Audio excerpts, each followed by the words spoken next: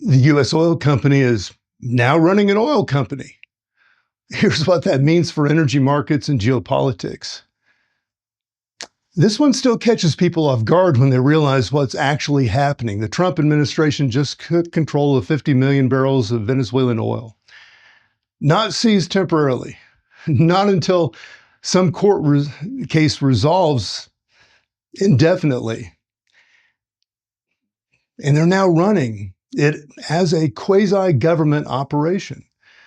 In the next few minutes, I'll try to help you understand how the U.S. ended up operating a foreign country's oil business, why major oil companies are refusing to cooperate despite Trump's pressure, and what this tells you about how energy has become a tool of geopolitical strategy in ways most people don't realize. I'm Mark Roach. I've worked in Venezuela. I've seen how oil becomes a weapon. I've also seen what happens when governments try to control commodity markets instead of letting markets work. This is FutureWise Energy. It's an independent channel. So let me give you the basic fact. On January 3rd to the 10th, 2026, this year, the Trump administration announced the U.S. was taking control of approximately 50 million barrels of Venezuelan crude oil. They call it seized oil. But here's what actually happened. The Treasury Department accounts now are holding the proceeds.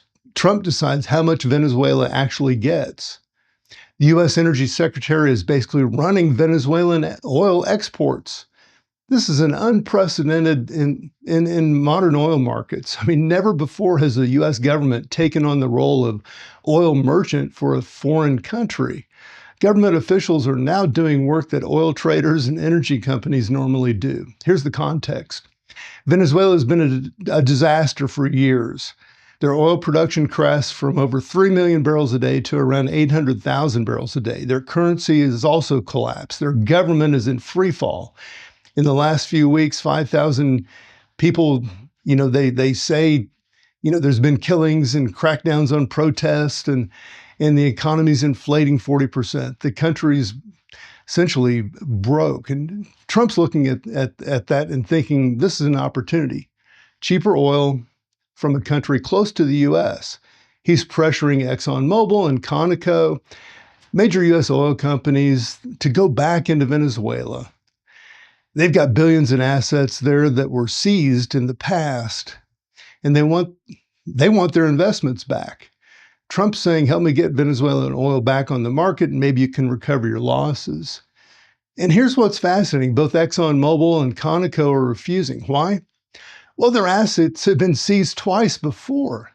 They've just lost confidence. They don't believe Trump's promise that this time won't be different, and they're not risking it. So what's the Trump administration doing? They're taking over the process themselves. The Energy Secretary, Chris Wright, is acting as de facto oil merchant. Treasury's holding the money. The administration is literally managing Venezuelan oil sales. Here's why this matters strategically. China buys roughly 90% of Iran's oil at deeply discounted prices. Trump's now threatening 25% tariffs on anyone trading with Iran. China's scrambling.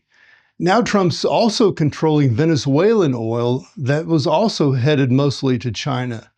This is economic warfare disguised as energy policy. Trump's cutting off Chinese access to cheap oil from both Iran and Venezuela. He's forcing them to pay higher prices for oil on the open market or face U.S. tariffs. It's a squeeze. But here's the real insight that people in the energy world are watching closely. This shows how Trump's thinking about energy strategy. It's not about free markets. It's about weaponizing energy. It's about the U.S. government, not market forces deciding who gets oil and at what price. What does this mean for regular people? Well, right now, it doesn't mean much. 50 million barrels spread over the U.S. and global markets is maybe 5 to 7 days of global consumption. It's material, but it's not enormous. It'll probably create some downward price pressure over the next few weeks, maybe $1 or $2 a barrel lower than it would be otherwise. But think forward. If Trump's strategy is to control energy supplies as a geopolitical weapon, That changes how energy markets work. It means national governments are becoming traders. It means predictable global markets become unpredictable. It means prices could spike unpredictably if Trump decides to restrict supplies instead of releasing them. This is the pattern you're seeing. Trump using energy as leverage. Venezuela, Iran tariff threats, Greenland annexation rhetoric, which is partly about Arctic oil. It's all one strategy, energy dominance. The market will price this in over time. For now, you might see slightly cheaper oil. But downstream, when the strategy shifts, the Trump strategies do shift. As we all know, energy could become a lot more volatile, and that's what's actually happening. The US government taking control of Venezuelan oil is not normal. It's not how markets have traditionally worked. It's a signal that energy is being weaponized openly as part of a broader geopolitical strategy. I'm Mark Roach, and this is FutureWise Energy.